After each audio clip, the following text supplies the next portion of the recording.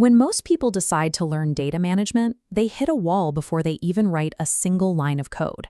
Downloading a local database, configuring a server, and setting up an environment can take hours of frustrating troubleshooting. You don't need to do any of that. We are going to bypass the entire installation process by using a completely web-based coding environment. In fact, if you follow along, you will write and execute your first functional database query in under 6 minutes. After that, we'll set up a personal tracking dashboard so you can log your daily progress and accumulate experience points as you learn.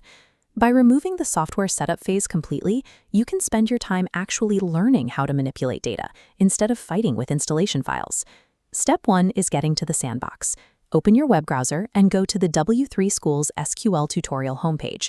You'll see a brief definition of SQL at the top. Scroll right past that until you see a section titled Examples in each chapter. Right below that header, there's a gray box containing a single line of pre-written code. Click the green button that says Try it yourself. This opens a new tab with a split-screen layout. The top half is your code editor, and the empty space on the bottom is the results panel. Look at the default command in the top box.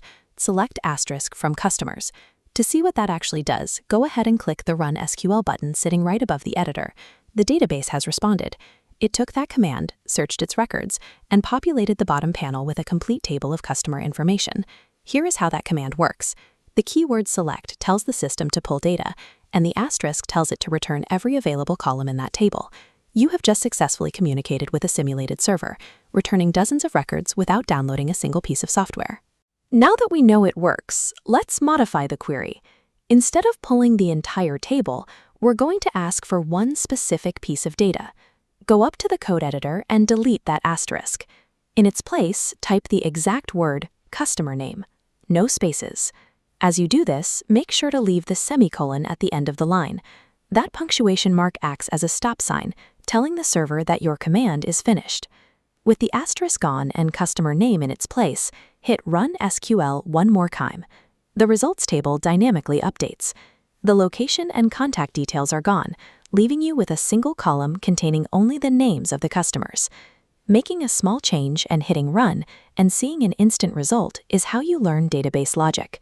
This tight feedback loop makes the mechanics intuitive, much faster than reading a textbook. To ensure you don't lose that progress, let's head back to the main tutorial tab. Look at the top right corner of the homepage and click the Sign In button. You can bypass manual entry entirely by using one of the available options to log in with your existing Google, Facebook, or GitHub accounts.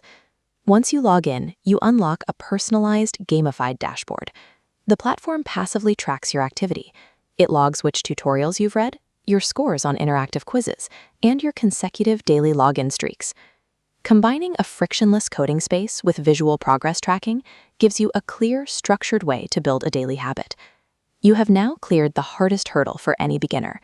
Your operational environment is up and running. Better still, this cloud-based sandbox is completely safe. You cannot break the server with a bad query, so you are free to experiment. To test that out, scroll down to the very bottom of the W3 Schools SQL homepage until you find the Exercises section.